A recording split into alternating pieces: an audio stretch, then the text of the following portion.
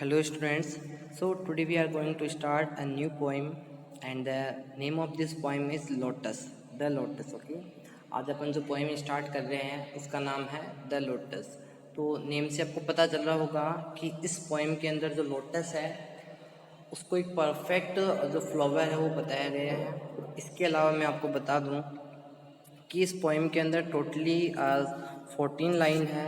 It means ये poem एक sonnet है। सोनेट का मीन्स हो गया इसकी जो स्टार्टिंग की 8 लाइन्स होगी वो तो आपके ऑक्टेव होनी है, और जो नेक्स्ट लास्ट जो इसकी 6 लाइन होनी है वो होनी है सेस्टेट। तो स्टूडेंट्स अब स्टार्ट करते हैं इस पोइम के बारे में। इस पोइम के राइटर के बारे में आपको बताऊं कि ये जो पोइम है वो लिखी है तारो दत्ता ने, जो कि अपने इंडिया की बहुत ही फेमस जो पोइटर है वो रह चुकी है। चलिए इस पोएम को स्टार्ट करते हैं। अब इस पोएम के स्टार्टिंग की लाइन देखिए, love come to Flora asking for a flower. जो लव है, जो लव हो गया वो क्यूपिड है, वो गॉड ऑफ लव कहे जाते हैं। वो फ्लोरा के पास आते हैं। फ्लोरा का मतलब हो गया जो फ्लावर का एरिया जो होता है, फ्लोरा जो जिसके पास फ्लावर होते हैं उसके पास आते हैं एक फ्लावर लेने के लिए।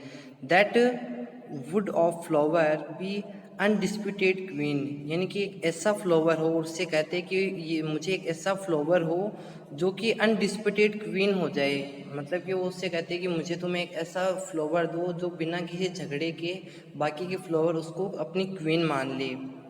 तो देखिए आगे क्या होता है, द लिली एंड द रोज। तो दो टू ऑप्शंस उनके सामने आते हैं। पहला ऑप्शन तो आता है द लिली और द सेकंड ऑप्शन आता है द रोज।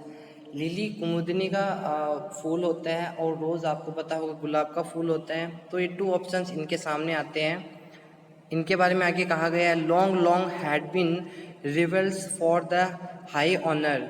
जो कि लिली और द रोज जो कि लंबे से लंबे टाइम से, मतलब बहुत लंबे टाइम से, रिवेल्स यानी कि क्या हो गया, एक दूसरे के प्रतिद्वंदी थे इस हाई ऑनर को पाने के लिए, यानी कि इस क्वीन बनने के लिए उन दोनों में एक दूसरे के दोनों में होड़ लगी हुई थी।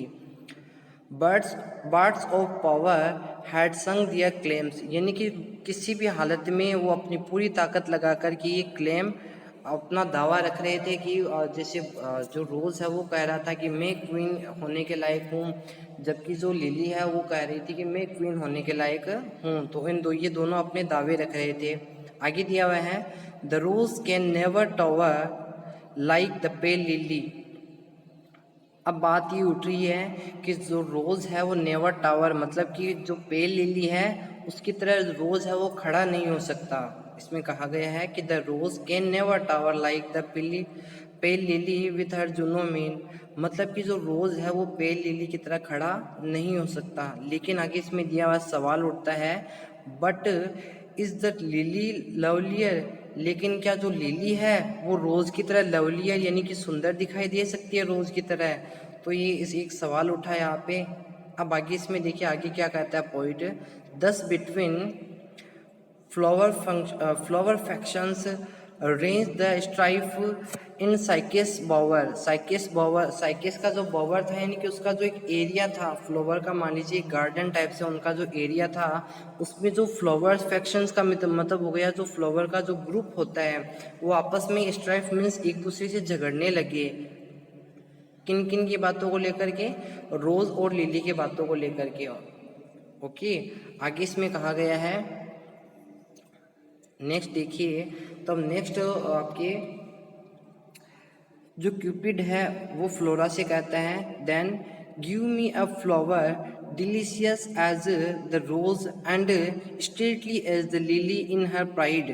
तो वो फ्लोरा से कहता है कि तो मुझे एक ऐसा फ्लावर दो जो डिलीशियस हो, जो प्यारा हो, किसकी तरह? रोज की तरह, and stately as the lily in her pride, और स्ट्रेटली का मतलब सीधा खड़ा रह सके, जैसे कि लिली खड़ी रहती है, जैसे कि लिली का जो फ्लावर होता है वो खड़ा रहता है। मुझे इन दोनों के मतलब दोनों का कॉम्बो दो, मुझे दोनों का जिनमें कॉम्बिनेशन हो, एक ऐसा फ्लावर दो मुझे।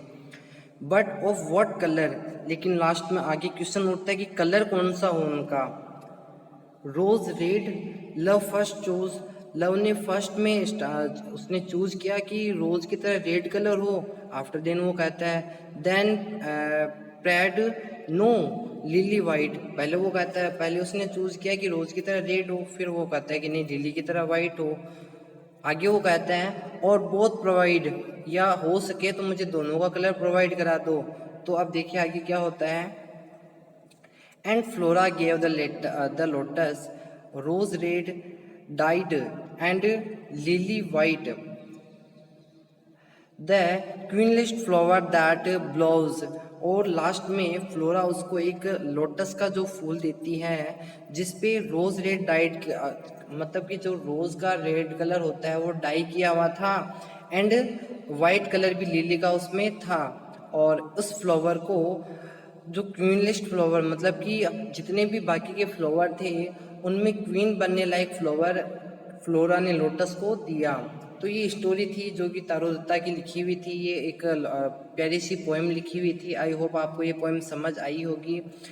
इजी पोएम है, इजीली समझ में आ जाती है। इसकी क्वेश्चंस आंसर्स भी आपको कल तक मिल जाएंगे। ओके स्टूडेंट्स, तो आप इस पोएम को रिवाइज कीजिए।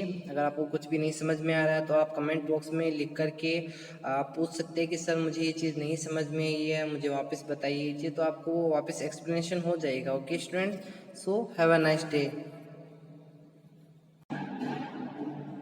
स्टूडेंट्स, इसके रेफरेंस और कॉन्टेक्स्ट के बारे में भी देखते हैं थोड़ा सा, वो भी आपको समझ में आ जाएगा।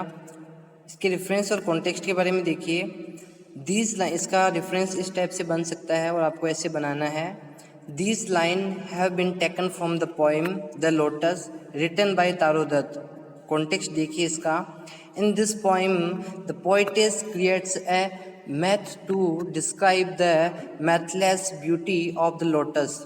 She says the lotus flower retains and whiteness of the lily and the redness of the rose.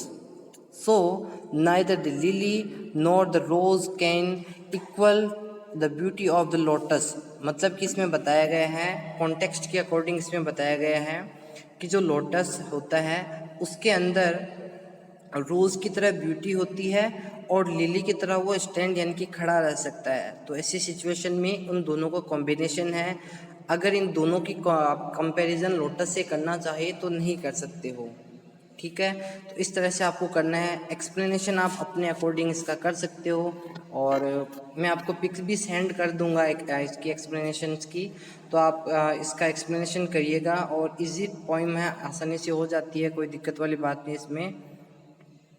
Okay, so have a nice day, students.